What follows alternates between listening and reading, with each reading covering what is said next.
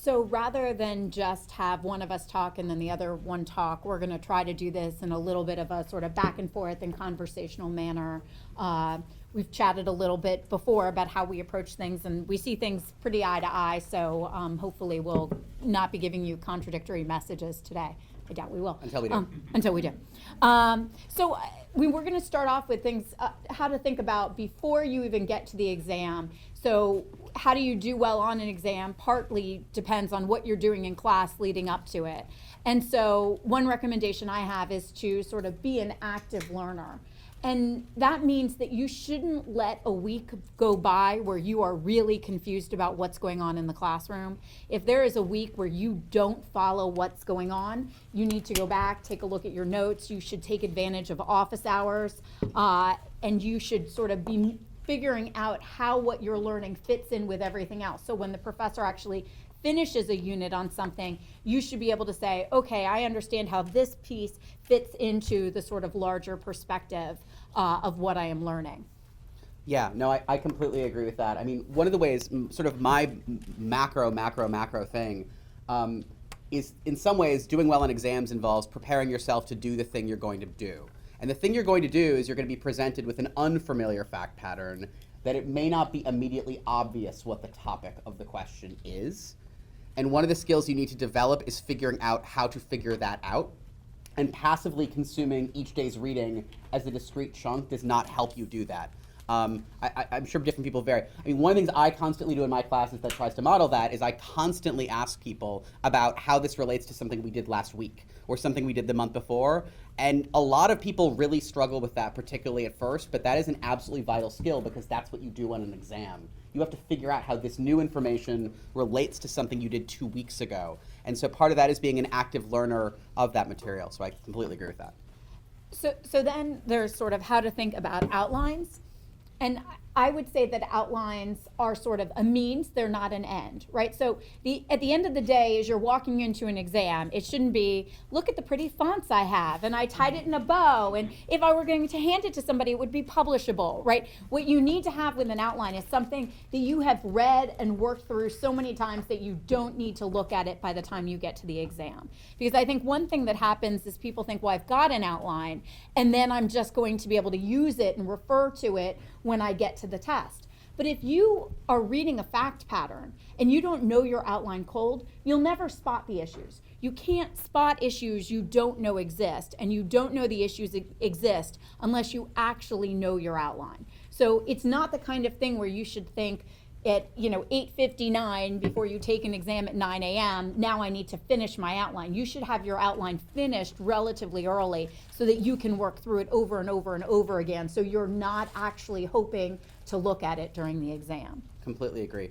One way I'll think about this, an outline for me is not simply summarizing all the information that you learned in class. It's actually taking it apart, putting it back together.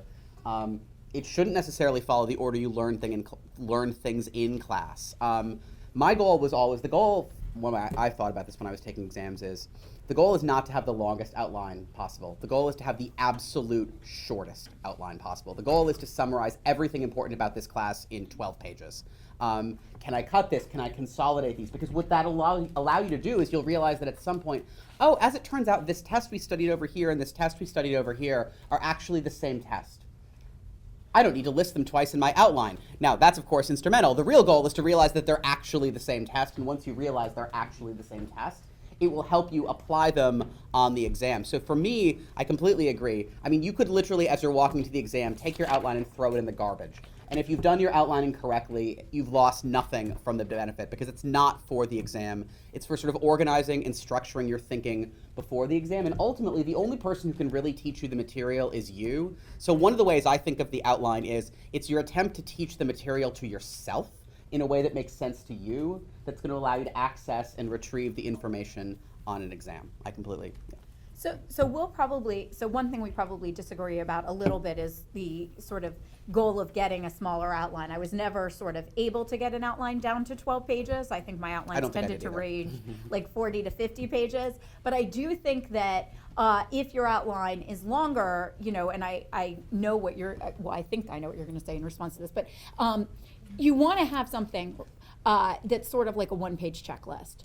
You want to have the how do I approach and tackle problems, right? So the people who are suffering through evidence with me know the first thing they're going to do is figure out what is this being offered to prove as a relevance question, right? And it may be, as people suffering through evidence with me right now know, that I'm not teaching it in the exact order that I want you to tackle it on the exam. But what you want to do is have something that's really close to the one pager. There are some con law professors I know, or property professors, who only let you bring in one page. And what you want to be doing is really synthesizing the material in a way where you've got the, oh gosh, is there anything I'm missing here during sort of the stress of the exam? Yeah. So one of the things we were asked to talk about was how getting better at not spotting issues. And I think the single biggest way to get better at spotting issues is to think through the questions you should ask and the order you should ask them.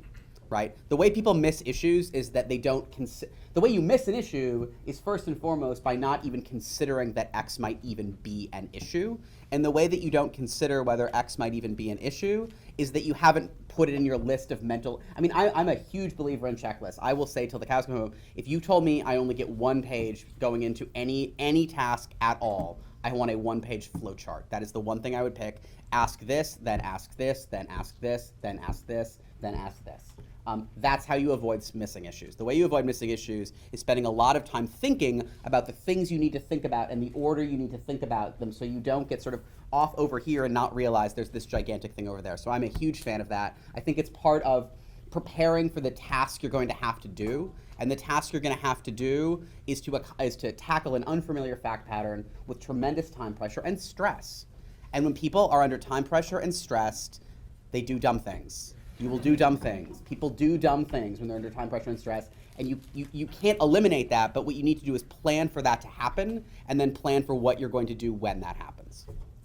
So another thing I would do getting much closer to the exam is to do practice exams. And the thing that I recommend with practice exams is do them with somebody that you trust and then actually swap answers. So I once had a student come to my office hours after she got her exam back, this was many years ago, and said, you know, I don't understand, I spotted all the issues. And I said, well, you spotted some issues, you didn't know what to do with any of the issues you spotted, you didn't discuss them in any way. And she wasn't able to sort of diagnose that on her own, because if you do a practice exam and you just write down the issues you see, you're not recognizing, oh wait, I don't actually know how to explain or apply that test or really give it depth and breadth. And so one thing to do is to in fact share with someone else you trust, and then you each read each other's answer quite critically. Did this person really explain and connect all the dots? But I can't stress enough how important it is to do practice exams, to look at professor sample answers. If you look at an old exam and you think, I've been in a different class, the professor just taught different material. I had a friend in law school who did really poorly in contracts. I said, didn't you look at the practice exam? And she said, yeah, I thought the professor just covered different material this year. Like, if you have that reaction, you're in trouble, right? And so going over practice exams and making sure you're really comfortable with the kinds of questions professors tend to ask, what they're going to do, is really important leading up to the exam. I completely agree. Also, if you're a person who experiences time problems, I mean, so there's really two components, I think, to doing well in law school exams. There's being good on the substance, and then there's being good at the artificial task of taking an exam. And some people have a lot of aptitude for one and less aptitude for the other, and vice versa. And if you're a person, particularly if you're a person who doesn't find that you have a lot of aptitude for the actual taking part, the actual time pressure, the actual time management, the way to get over that is to do it a lot, is to force yourself to do it a lot and to do it under actual time. And it's sort of like LSAT prep classes, which I'm sure a bunch of you took. If you're the kind of person who has trouble completing the LSAT within the assigned time, the way to solve that is to take a bunch of LSATs where you have to complete the LSAT in the assigned time. And I think the same thing is true about exams. Now, there's a trade-off, I know, because sitting down to take a 4-hour exam burns 4 hours of study time, and that's a lot of time, and I totally understand that when you get close to it. But if you are a person, especially if you are a person who does feel like you struggle with the mechanics of taking the exam, that is time well spent. The experience of like, oh gosh, well I spent 50% of the time in this question dealing with the first 10%. I probably shouldn't do that. Like, how can I diagnose how that happened and how I don't do that on the real exam? Because, I mean, one of my biggest things when we get to evaluation is I don't know the things that you know that aren't on your exam. I don't know. If something's not in your exam, I don't know that you know it. And I don't know if you don't know it because you ran out of time. I don't know if you don't know it because you spent way too much time on question 1. Or I don't know if you know it because you didn't see it. Because the bottom line is the only thing we get is the document. And anything that's not in the document, I don't know that you know. And so if you're having difficulty with the mechanics of the exam is preventing you from showing what you know in the document, that's something you need to fix. And the best way to fix it is just by doing it, and doing it a lot, I think. So I'm ready to move over to directly approaching the Yep. sort of question. So I'll start with this. I think the most important thing you can do to do well on an exam is to read the question. Read it carefully. Figure out exactly what the professor is asking. Right, so there was a question on my fall crim class exam, and the person was sort of commenting on the model penal code revisions and said, you know, the imaginary professor, and the professor said, I think you're making a conceptual error, and it spelled out the conceptual error. I wanted people to then address, was there a conceptual error here? Not, is this a good law, is it a bad law? But if this was the complaint that it was a conceptual error, that's what you have to deal with. I think that there are times, I'll actually tell you when I took the bar, I got very excited that there was a willful blindness question on, I'm a crim person, right? So I'm a geek, I'm like, yay, willful blindness. You know, in Pennsylvania is a model penal code jurisdiction. It was a really straightforward answer under a model penal code jurisdiction over whether or not this counted as knowledge or not. But I didn't want to talk about that. I wanted to talk about all the different possible tests and how to think about them. I'm lucky I didn't fail the bar, right? Because I was so giddy to talk about what I wanted to. You've got to answer the question. You got to really pay attention to what the professor's asking, and you've got to really answer that question, not the question you wish the professor was asking, or that you think the professor's asking because you're so stressed out that you're not paying a lot of attention to it. Completely agree. There are 2 law school exams I look back and think that I completely screwed up, and one of them I egregiously violated this principle. I just egregiously violated the answer the actual question you were asked principle. So I think you need to do that. So, and that for me has 2 components. Reading the question really carefully. You have to answer the actual question that you're being asked. So one mistake people can make is that they don't actually, the conceptual error example, sometimes people don't actually answer the question they were asked. And you really should only answer the question that you're asked. I've given the same Civ Pro midterm every year for like the last 8 years. And the question very clearly says, explain to me whether there's subject matter jurisdiction in this case. And every year, I get multiple midterms that talk about venue, which is not subject matter jurisdiction, or personal jurisdiction, which is not subject matter jurisdiction, or some other issues, right? Like, and it's not, what I tell people, at least the way I grade, I'm not scoring you down, but what I am telling you is that every single word you write about a topic that I didn't ask is a word that is getting you no credit whatsoever. Zero. You could have it's actually the case that there's sort of an interesting personal jurisdiction question buried within that question. It's not that it's uninteresting. It is, however, not the question you were asked. And so I think you need to be really, really careful about that. But the inverse, I think I also agree, is that you've got to make sure that you're answering the question that was asked, not a related but distinct question from the question that you're asked. Absolutely. So I also think that there's always the sort of meta questions about how much to game the professor or game the exam. And I think that there's both the sort of the professor and the exam part. So let me start with the exam part. I think you should look at practice exams with a sense of what does this professor typically cover? If every time the professor gives a test, there's something on felony murder, there's probably going to be something on felony murder.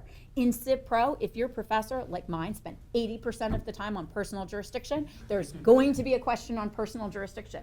Wouldn't it be crazy in Civ Pro if you never had a question on Erie? Probably, right? So you have to, maybe you didn't give a question on Erie. You didn't. So it totally depends on your professor and what your professor has focused on. And so you want to be paying a little bit of attention to that. What was the professor either excited about? What was the course emphasis on? What did there seem to be a lot of back and forth on? You know, we don't tend to test you about the sort of, you know, footnote that we never mentioned. We tend to spend most of our emphasis on exams on the things that were actually covered during class. That being said, I will tell you, one thing that shows that you don't know what's going on more than anything else is when you randomly just vomit a bunch of law somewhere because you haven't figured out where the Erie question is and you're sure it should be somewhere.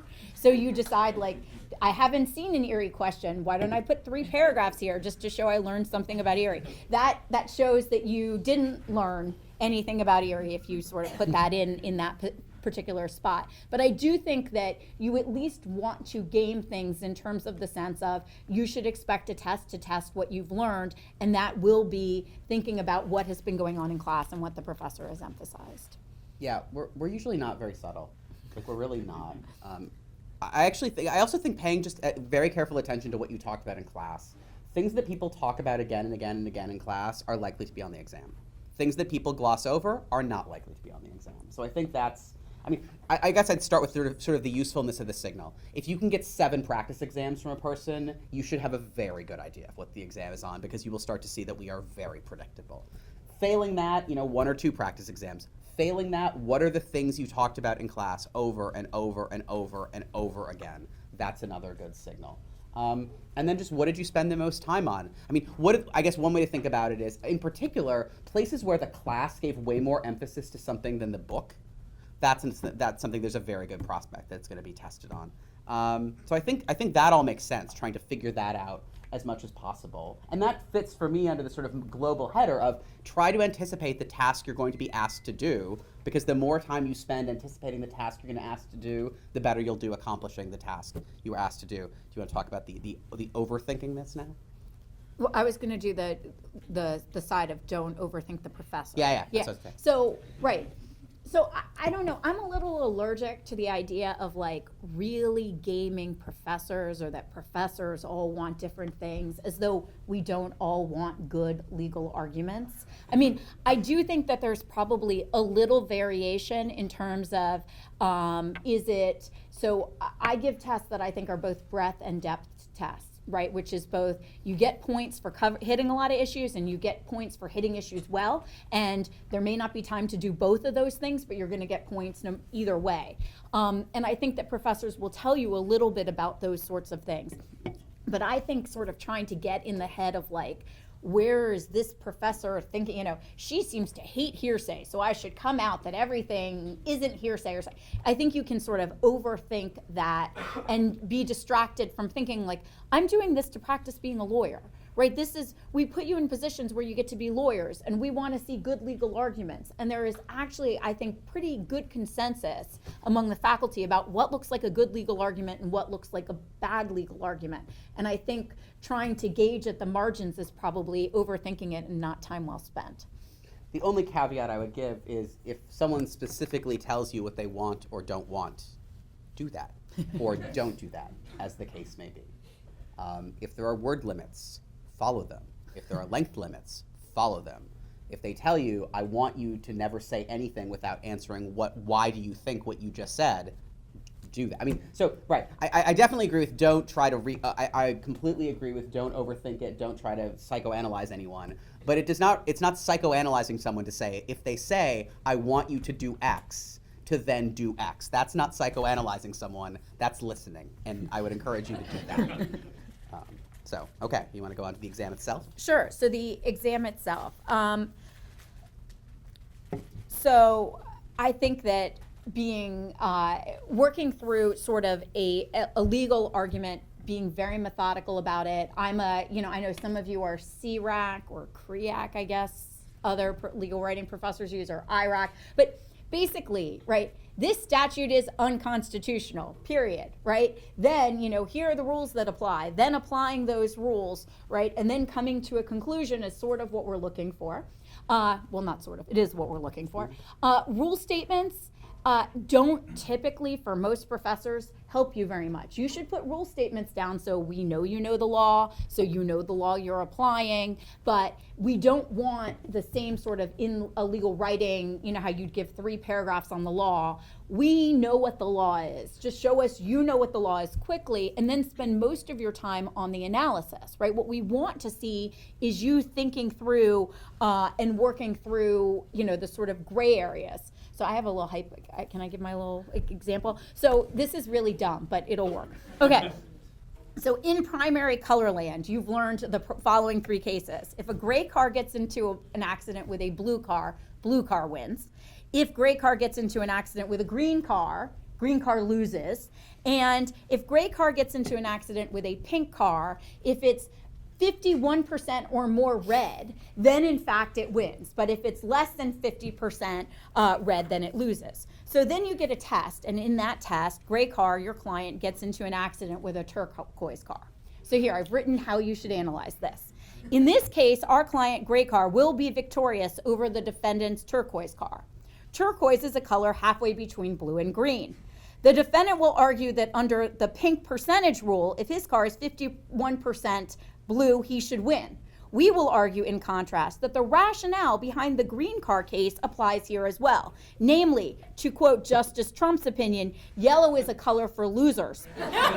Because turquoise is part green and green is made of yellow, the policy behind green cars losing should apply to turquoise cars as well, right? So you have three precedents. You get a case that doesn't fall directly on point in any of those precedents. You know, you have this funky percentage rule that you learned from something about red. Does that apply here? Are they going to try and pull that in here?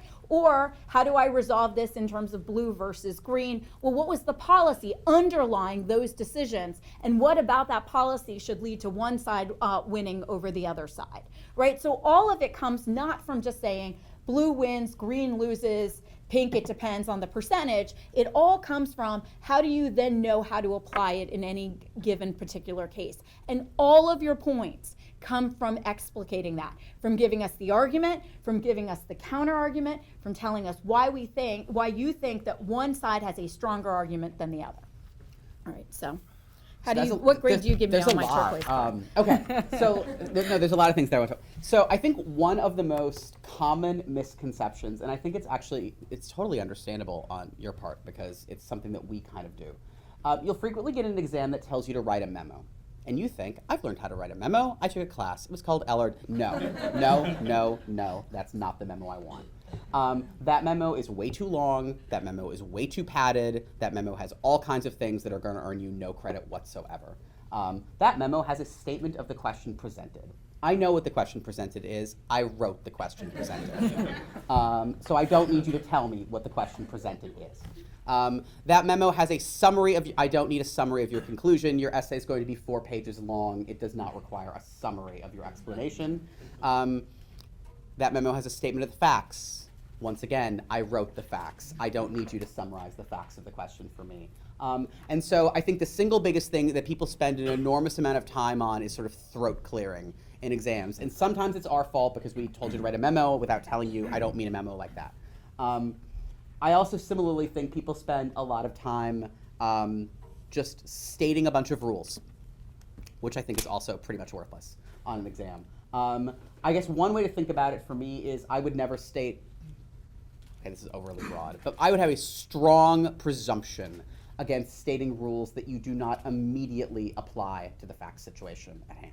Like rule, application, conclusion, rule, or it can even be application, rule, conclusion, right? Because the car is green, it loses under the principle that green cars always lose to gray cars, right? It actually, that formulation actually starts with the facts, explains the conclusion, and then identifies the rule as the basis for the conclusion. And sometimes it's really that simple. Sometimes the answer is because the amount in controversy alleged is $12,000, which is less than $75,000, the amount in controversy requirement is not satisfied, so you can't have diversity jurisdiction, right? It's that straightforward. It's that easy. It's actually just deductive logic at that point. But I think the key here is that I wouldn't just state a bunch of rules and then get around to applying the facts. The other thing I'd say about that is when you state a bunch of rules before applying them to the facts is where you forget about applying the rules to the facts.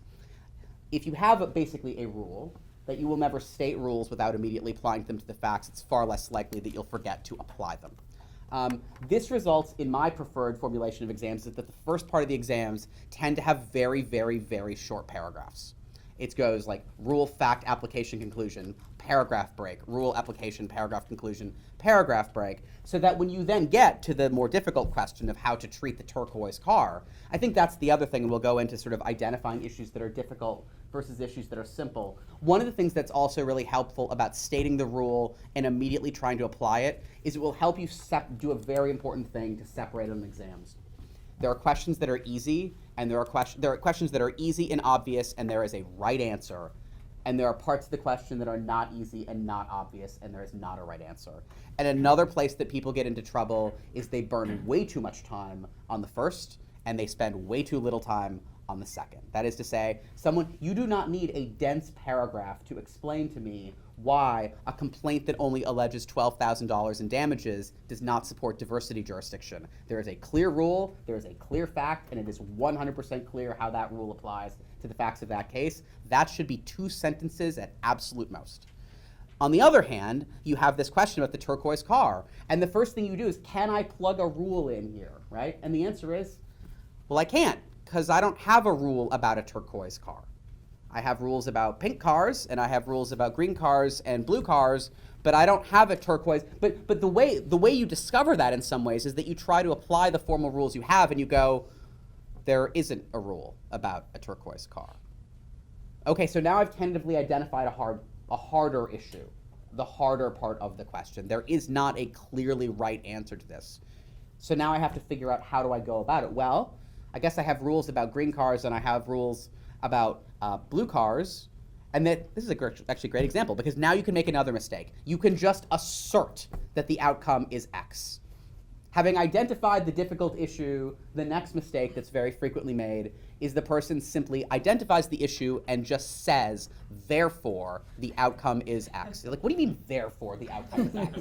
There's no case that says that about turquoise cars. You have to explain something about the reasoning for that, because now you've identified what I think are the more difficult questions, the more challenging questions, and those are the questions where you have to start talking about, well, what have the courts said about the reasons for this rule? What have we said in class about the reasons for this rule? Or this case, is somewhere between a case where there were 5 factors and a case where there were no factors, and those cases came out opposite. And this case appears to have 3 of the factors, but not 2 of the other factors. What you should not do then is say that 3 is more than 2. That's also not something you should say. What you should try to say is, the case that had the 5 factors, it seemed to me from our discussion when I saw an opinion that really factors 2 and 4 were the ones that seemed really important, as demonstrated by the fact that the court really emphasized factors 2 and 4. And lo and behold, factors 2 and 4 are the 2 on the side of the 3-2 split. But then imagine it's even harder, because imagine that those 2 factors are the 2 really important ones, and they're on opposite sides of the split. Now you have identified a genuinely difficult question, a really difficult question. And then that's where the sort of raw, like, what's the policy, what's going to be simple? So then you should start, what rule would be easier to administer, because that's something courts sometimes care about. What rule is going to be clear? What rule is going to give more notice to people, because those are things courts tend to care about sometimes. But then but you should rejoice when you've identified this, because if you have gotten far enough into the question that you've identified, this is really friggin' hard. You should write that down. That's another horrible mistake people make all the time. Like, I sometimes talk to people after their exams and they're like, I realized it was really hard. It's like, why didn't you say that? Because what's going to get you credit, or one thing's going to get you credit with me, is the fact that you've thought through this question enough to really realize that this is actually really hard, and you can explain why it's really hard, which you cannot do unless you understand this material really well, and unless you've been thinking about it. And once you do all that, I don't even really honestly care what answer you pick. Because you have shown me that you're able to analyze this question in a really thoughtful and systematic way, and I don't know, at the end of the day, pick X, because you think it makes more sense. But I think that's what you want to sort of be doing. So I think this example is actually really helpful, is my answer. Wow. I want to follow up on a couple things that you said. So one is, in terms of the things students do with memos that is really like a complete waste of time, sometimes they write to hiring partner from exam number 1, 2, 3, 4. Like, they do that. Like, if you didn't do that, congratulations. I've seen that every time. And if you did, more than once. If you were not the only one. I've, in my experience, also had people then forget it was anonymous. That was the problem. So then the question is sort of, why do we tell you to write a memo if we don't really want you to write a memo? And I think one of the reasons I give people a side, or I tell them the perspective, is actually supposed to be to help them with the mindset to see the gray areas. That you're representing a side, you've got an agenda. Okay, I want to prosecute this person, I want to put him in jail. What are the elements I have to meet? What's the defense going to say? That the more you sort of play lawyer in the moment and sort of seize the role, the more likely it is that you're actually going to see the problems that you could potentially have. So that's part of the reason, at least, that I do it, is actually not to have you accidentally put in more information than you need, but that I think that role actually helps you bring a particular perspective to bear. So we've already covered this, but I will tell you, because my sister-in-law actually had this helpful phrase. My sister-in-law, who went to law school and then always forgot to write down the easy things, right? The $12,000 is less than $75,000. I know that. I did take some pro. I think it was it always 75? Was No, it it used once to be 50? 50. It was Okay, 50. I went back in the old days, it was 50. At the time, she would forget to write down the easy things. And if you don't write down the easy things, you don't get points for the easy things, right? Because we really can't tell the difference between you thought it was obvious and you didn't see it, right? Like we can't tell the difference between those exams. So she would write down "cows don't fly" on the top of her outline. And it was really just to remind her to state the obvious. That if you've got 5 elements to a crime and 3 of them are really easy and 2 of them are really hard, knock up get the points, rack up those points for getting the obvious things before moving on to the harder ones. Don't say, well, obviously if you took money from a cash register, there would have been the taking the property of another. I don't have to cover that. I know that the real hard question was specific intent. You get points for actually going over the things that were clear on the exam and then spending most of your time on the hard things. And I think that the sort of when you can't just easily cite the rule, is a really sort of helpful way of thinking about when are you going to hit those gray areas. But I think it's so important when you hit those to just say, like, this is the fun part, right? This is the Fight Club moment of law school.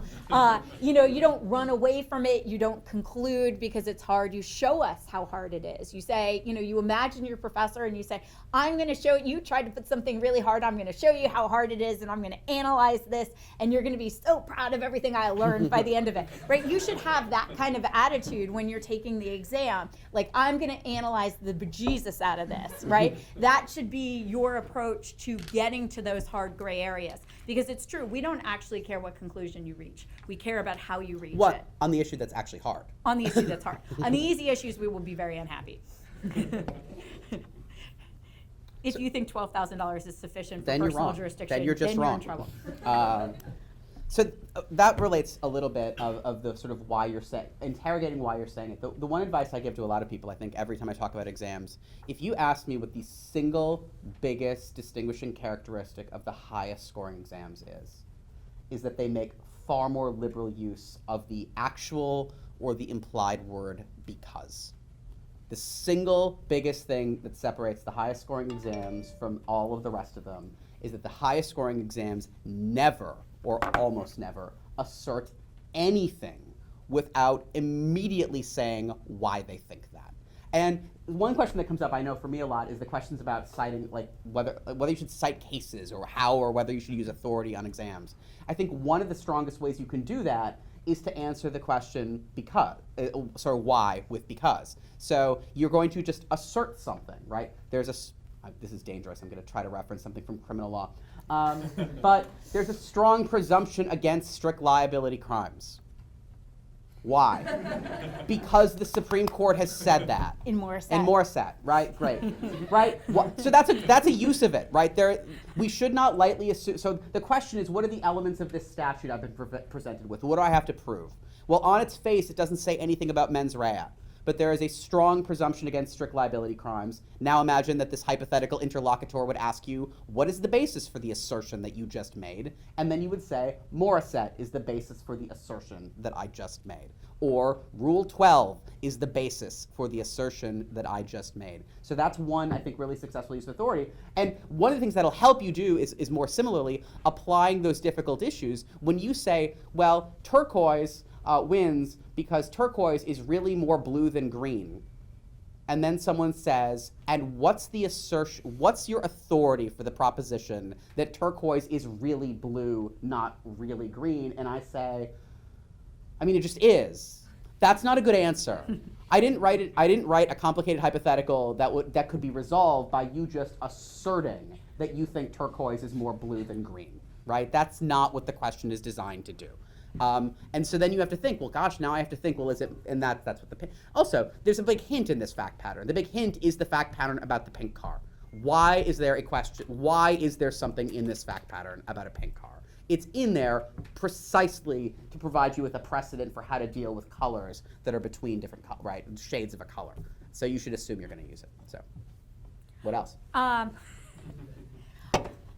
So sometimes you are going to decide something. So one question is, you take something to be obvious, but you're worried that you take it to be obvious. Or you struggle through something and reach a conclusion. And then the question is what to do with the rest of this. So as anybody who's had me in crim knows, just make sure you hit other things just in case you're wrong. I stopped my torts exam, one of the big issue spotters, on there is no duty here. Duty, breach, causation, damages, no duty, right? How many points did I leave on the table? A ton. On the score of 1 to 10, I got 2.5 on that question. I know I've got all my blue books in my office. So they gave them back to you. We'll talk about that too. But really important to make sure, I mean, sometimes it's a judgment call, right? So, if you find that this statute doesn't apply, then you shouldn't go through all the if you find the defendant, I keep using my actual fall crim, but if you find the defendant isn't guilty of robbery, there's no reason to go through whether or not he's guilty of felony murder and applying the felony murder limitations because you didn't find him guilty of robbery. But maybe you're a little nervous. What if I'm wrong about this specific question?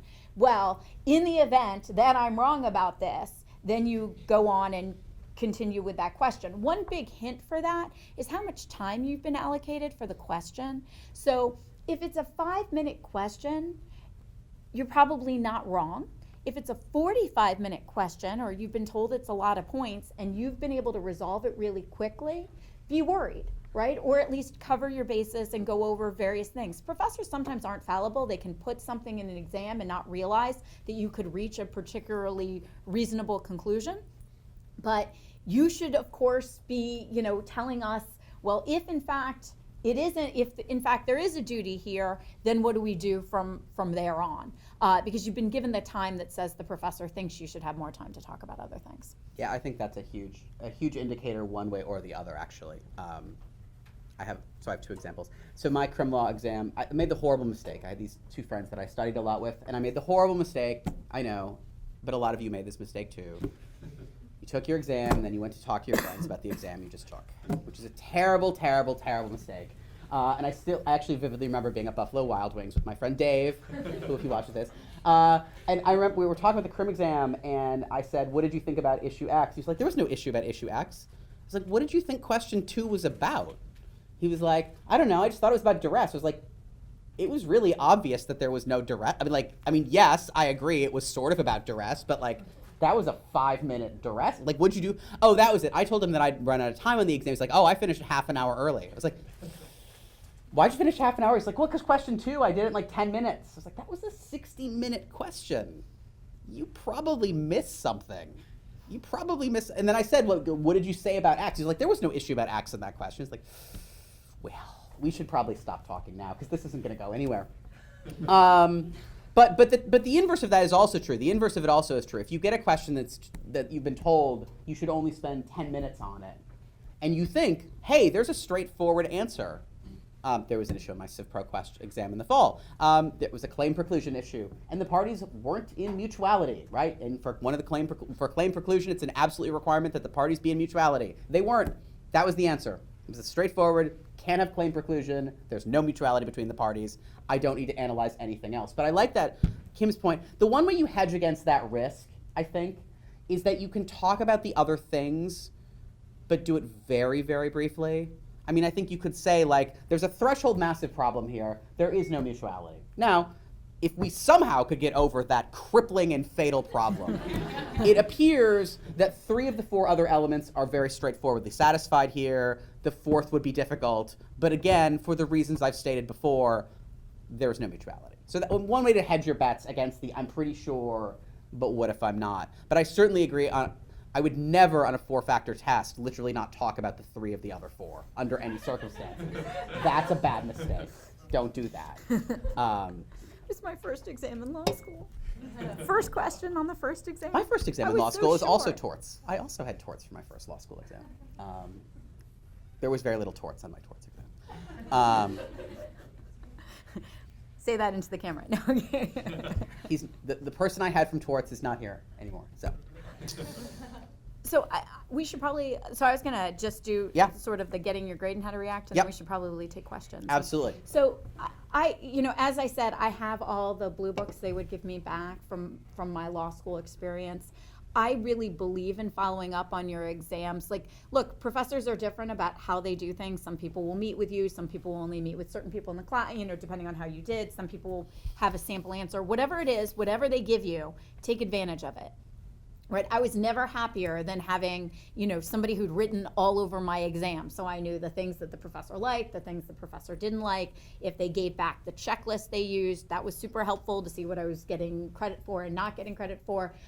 Anything you can do where you say, how am I approaching exams? What am I doing correct or incorrect? So I'm not sure I actually knew how badly so I did well let's just be clear, I did well overall in torts. I only whiffed on question 1. But I actually have the scores of all 6 questions. So I know which questions I did well on, I know which questions I did poorly on, and the only reason I sort of learned the lesson of, don't make your tree a stump, make it, have lots of branches and leaves and everything, is to have looked back at that question. So really try to learn from your professors and whatever they give you after your exams. Don't be like, I got a B+, that's fine, I'm moving on. Decide, for whatever grade it is, however good or bad it is, figure out, how do I do better? How am I constantly improving? What should I have done differently on this exam? Totally agree. And I think the way you're going to get the most out of that is really twofold. I mean, partly because it's tying ourselves to the mast. We really can't change your grade. So don't view this as a conversation trying to change your grade, because your grade is not going to change. Literally no matter what happens during this conversation. And I think that's actually liberating and helpful, because I think that's the wrong mindset to even approach this. I think the mindset to approach this is, how can I do better on the future ones? How can I perform wherever you want to perform, in what direction that you want to go?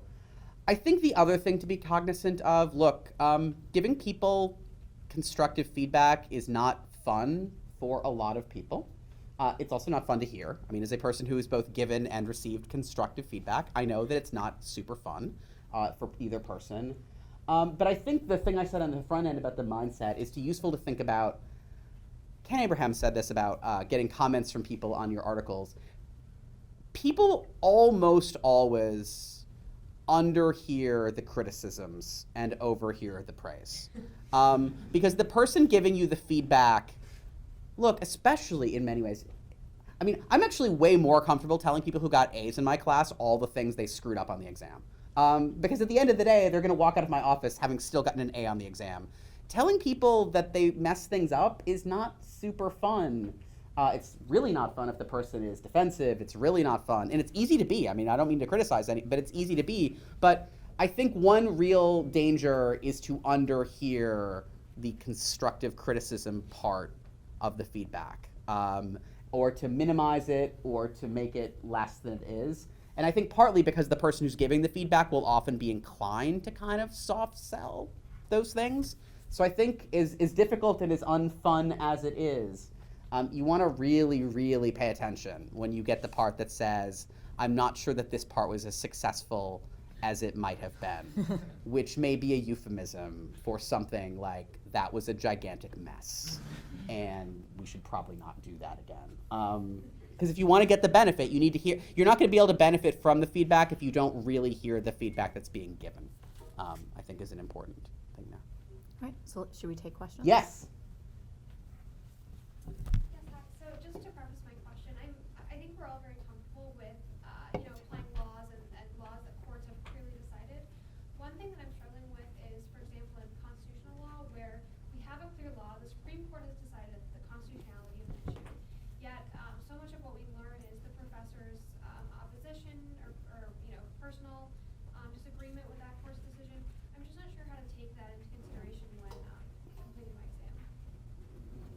You're looking at me. You want me to go first? Either way.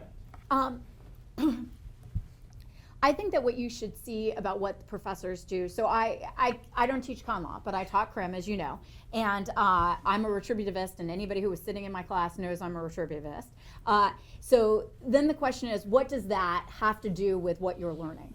And part of that is that we're trying to impart policy arguments on you, sort of themes, ways to think about stuff, how you should approach these questions. So you can't become a law professor if you think that everything courts do all the time is perfect, right? And it can't be true that that's correct. So to think about what are the kind of tools that this professor is giving me to attack precedent in different areas. Because you could get a question on the exam that says something like, how should this case come out? Or if you were, the next, justice on the Supreme Court, how would you rule on something like this? And you want to think about what the professor's giving you as not just sort of blind ideology, but a toolkit of arguments that can be used by one side or the other and can be deployed, particularly when you reach gray area on a case that isn't quite, on all fours with the case you've learned. Yeah, so I think that's a great question. The first thing I would start with is this is an area where it's vitally important to read and understand the question you're being asked. Am I being asked as a lawyer to predict what I think a court would do with this case? Well, then I care what they've said, right? I care what the courts have said. If I'm asked if I'm a lower court judge, how would I decide this case? Then that's a different question. Am I asked what I think? And I agree. So that's the question. So I think the first mistake that people can often make is not distinguishing between those questions, because I think those are very, very different questions. The second thing I guess I would say is, that's tough. So say you get the second type of question. What would you do? So the danger, of course, is that the thing about people who are smart and have spent a lot of time thinking about an issue and have reached the conclusion that the only right thinking answer is X, are really good at doing is ripping apart the arguments for not X. Because presumably, they think X for a reason, and that's that they've examined the arguments for not X and they have found those arguments wanting, right? Because otherwise, they wouldn't think X. At least one hopes. So, if you're going to argue not X, you should consider the fact that a person who's reading this exam is very good at identifying the problems with not X. At the same time, they've also probably heard most of the criticisms of X, too. So if you're going to argue X, which on the belief that that's what they want to hear, they're also probably really good at identifying the weaknesses of the argument for X, and if you just assert X as if X is self-evidently true and there are no possible arguments against X, they will also notice instantaneously that you've actually left out the three most significant objections to X. I tend to be, okay, what do you actually do? On those specific kinds of questions, because I want to make clear, I think the threshold mistake people often make is they confuse question 1 for question 2, and those are different questions. But if you get asked question 2, I would be reluctant probably on this is purely as a matter of the objective of law school exams is to earn high grades. It's the only objective of law school exams. I would be dispositionally reluctant to try to convince someone in a 2-page essay that their strongly held views about topic X are fundamentally wrong. That does not immediately strike me as a positive net value proposition for you to try to take on. And so I would probably be disposed to at least present my own reaction more favorably to. I would tend to err, in describing what I honestly think, I would err on the side of not violently disagreeing over violently disagreeing. But then I would also make sure that I don't not address the obvious counter-arguments to what I'm saying, because I do not think it's because you should misleadingly assume that any argument in favor of what you think they think is going to be uncritically accepted, because I actually think, the problem is everyone likes to be flattered, but no one likes to be obviously flattered. And so the goal with much of life is to figure out how to flatter without obviously flattering, is my, this is not what you should do in your life. This is what you should do when another human being has a great deal of power over you, over something that matters a lot to you. Kim is distressed. I'm a very utilitarian person when it comes to law school exams. Well, I guess, so I would say that I tried to internalize as a law student, you try to internalize what you think about things, right? This is part of the active learning, right? Is that as class is going on, you're either agreeing or disagreeing with the professor, hopefully for good reason as to those themes, so that by the time you hit the exam, you're not just sort of spitballing why the professor might be wrong about something, but are going to have good arguments for it. I mean, I have tried a number of times to do, so last year I had an exam where I gave 4 different formulations of provocation. And I said, you have to pick one for the new state of Ferzania. And the one that I really liked the most was this thing that had come out of a law review article that they'd never seen. And no one even picked that, right? They either picked the model penal code, or they picked something that looked like the model penal code, or something that looked like the common law. And then they sort of reached for, what were the things we learned in class? What are the policy arguments for it? And they got credit, whether they gave, arguments that I thought were compelling or I was less sympathetic to, as long as they were sort of good, reasonably well thought out arguments that people make. And so I guess I wouldn't go in with, I think it's a huge mistake to go as far as like, Ferzan's a retributivist, everything I write should be pro-retributivism, right? Or this person's a conservative, I better write a whole bunch of stuff, pro-originalism on their exam, right? I think that would be the sort of step too far in kind of gaming this, as opposed to thinking about it as an intellectual exercise where you're really trying to sort of gain knowledge in depth. So maybe it's too Pollyanna an answer, but I believe it. Other questions? I know we have to end soon. One kind of just like in general law school curriculum question I have is that like where our grades are just on writing, and the only kind of writing we practice the whole NL year is LRW, which is very different from how exams. Has that ever thought about being reformed? Yes. Well, but you do, so part of the small section is to give you guys practice with a midterm that you actually get graded or feedback on. And so for example, as you know, because you were in my crim class, I passed out a crim exam, and then we wrote it literally in class, sentence by sentence, how you would approach that. So it is true that you only get one sort of final exam, but I think that there are a number of faculty who are pretty sympathetic to trying to give you guys other bites at the apple, and not just But no, that. it's a completely fair point, and it's a difficult question, and yes. Unfortunately, for those of you here in the here and now, I mean, there's an interesting question about whether there's a better system. Of course, the answer to that question is always yes. There's always a better system. But unfortunately, for those of you in the here and now, your objective is to do as well as you can within the system that you find yourself. But no, I think it's a completely fair point, 100%. Yes. Do you have any suggestions for studying for closed book, closed exams? No docs at all. Yeah. I think I actually, first and foremost, my advice is that it's not fundamentally different at all. Is that it fundamentally is exactly the same task as studying for a completely open book exam. Because I actually think, I don't do it because it's weird. I'm actually super comfortable with paternalism, so I don't know why I don't ban outlines longer than because I'm super comfortable with paternalism. But I don't think it's fundamentally different because I don't think much more than 1 or 2 pages is something you should ever be looking at in an exam anyway. And so this is just going one slight step farther and not letting you look at anything at all.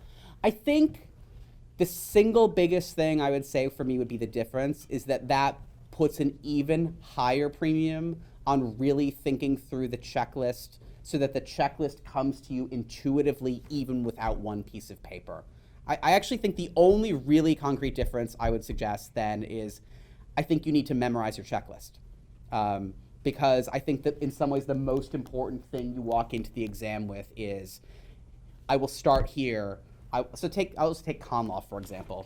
The first question I have to know when analyzing anything on a con law, at least for me, the first thing I have to know is this the federal government or a state government? Because the moment this is the federal government, I have to worry about federalism, and the moment it's a state government, I don't. So the very first question on my mental checklist for a con law exam is the action being challenged an action of the federal government or a state government? I think the next question, and then I flow. But if it's a federal issue, I then have to ask, is it the executive, is it the legislature, is it the judiciary? Because there are Article 1 limitations on what Congress. So I think one of the incredibly easy things to do on common law is to go, ooh, due process issue, ooh, equal protection issue, and forget that there might be a threshold federalism or separation of powers issue. And so I think that the single biggest impetus for the closed book exam is to spend even more time essentially creating and memorizing a checklist of things to think about on the exam, so that when your panicky brain is inclined to forget something, you can say, hold on, ask question 1, ask question 2, ask question 3. So I think I remember having closed book exams in law school, and it really does sort of psych you out, and you think it's going to be so different. And really, you should be thinking this isn't any different than how I want to walk into any exam knowing my outline cold. I will say I would probably use mnemonics to anything that you would need. So continuous, open, adverse, claim of right, and hostile. Learned that for the bar. Coach, still know it to this day. I took the bar in 1996. So, wait, did I get it wrong? I didn't get it wrong, unless you've learned something different. For adverse possession, there's chatting ring. They liked it. They liked it was good. Okay. No. So, I mean, to the extent that you're worried about a test that has multi-factors anytime you hit and you're worried, I'm going to forget factor 4. The occasional mnemonic, that you learned, that you did in high school is probably not a bad thing. For the bar, you're going to have to do a closed book exam, and you're going to have to learn a lot of things. And this you should see as a good practice for, memorization of a lot of material and getting your mind used to that. Maybe have time for one more. If there are any more questions? Okay. All right. Thanks all. Thank you.